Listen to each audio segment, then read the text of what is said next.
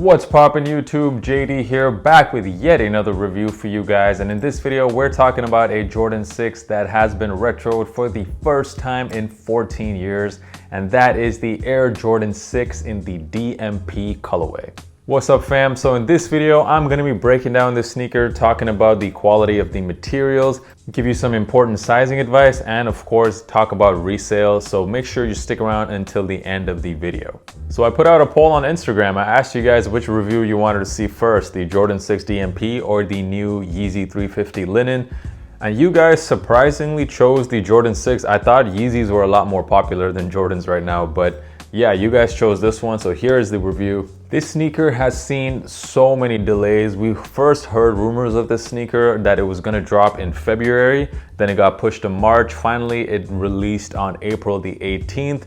People have been waiting on this to drop for quite a while now. And in my opinion, I think the timing could not have been any better. This sneaker released on the same weekend that the Michael Jordan documentary, The Last Dance, dropped on Netflix. And a lot of people are talking about that documentary. And it's kind of brought back some of that Michael Jordan nostalgia. Me particularly, I actually never really watched Michael Jordan growing up. I kind of really got into basketball around the Vince Carter era, so that was around 99 and 2000. So I completely missed that entire Jordan era. So I've been particularly really enjoying that documentary, looking at some of his older playing days.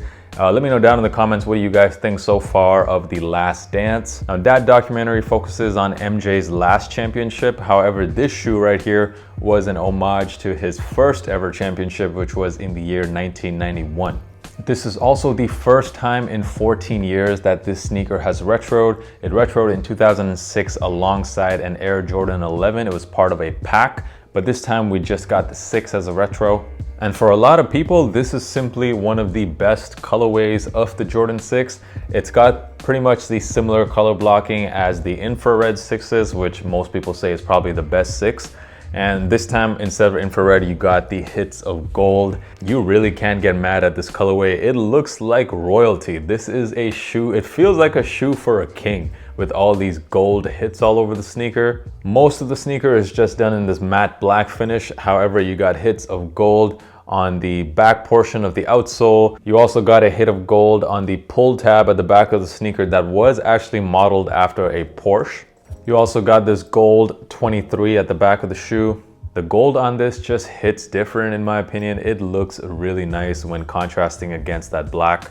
You also got gold on the box. The box has that gold and black finish. So the materials on this, the upper is done completely in this nubuck. I'm personally not the biggest fan of this type of material. Jordan Brand calls it Durabuck. I don't really like this material, especially in a black colorway, because dust tends to kind of stick to it a little bit. I would have preferred if this shoe was done completely in leather. However, I can't complain about the quality though. It does feel like a pretty good nubuck. I know some people might think this is a little extra, but I really like this gold tag on the shoe.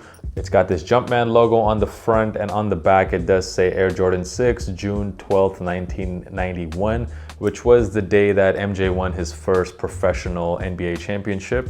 So when it comes to sizing, for me, Jordan 6s have always fit true to size, but I know a lot of people say that this shoe fits big for them and to go a half size down. So if you've worn Jordan 6s before, I suggest going with that size. If you've never worn a pair before, if possible, I would go and try out a pair of Jordan 6s just to see how they fit on feet. And if you have narrower feet, I would probably go a half size down. But for me, I would say like probably on the wider side. So for me, I go true to size. Just to give you guys some reference, so I fit the same in Jordan 6s as I do in Jordan 1s, in Jordan 3s, and Jordan 4s. Pretty much every single Jordan I fit the same. And that for me is always true to size. If you've been enjoying this video so far, make sure you smash that like button. It really helps out the channel. And of course, subscribe for more. I'm dropping videos every single week, guys, bringing the heat. So make sure you guys are subscribed. Let's talk about resale. So some of you guys may have copped this sneaker for resale, which you're probably not too happy about right now because there is pretty much no profit to be made in this shoe at this current moment. At pretty much every size, after you take away fees, you're basically gonna be taking a loss at this point.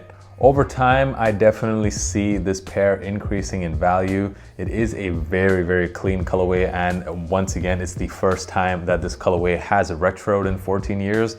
So definitely a lot of people actually want this shoe. However, I just think that it's probably not worth it to hold this pair, because you're probably going to be holding this for a really, really long time just to make like maybe $40 or $50 profit on it.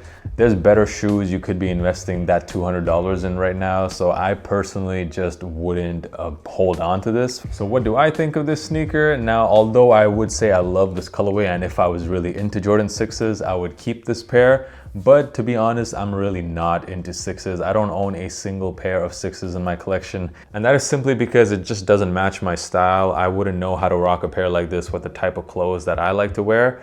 So for that reason, this one is a flop to me. But once again, that is not because I don't like the way the shoe looks. It is simply because it's not my style. Speaking of my style, I do post a lot of fit pics on my Instagram, so make sure you follow me. The handle is right here. It is at JDKick6, and that is definitely the easiest place to contact me in case you guys wish to do so. I won't be doing an on feed on this, and that is because I actually thought I won this pair in my size. I got this from Sneakers and Stuff in the raffle, and I thought I entered the raffle in my size, but actually I ended up getting a 9.5, and I wear a size 11. So I don't even fit in this pair, so I can't give you guys an on feed, unfortunately.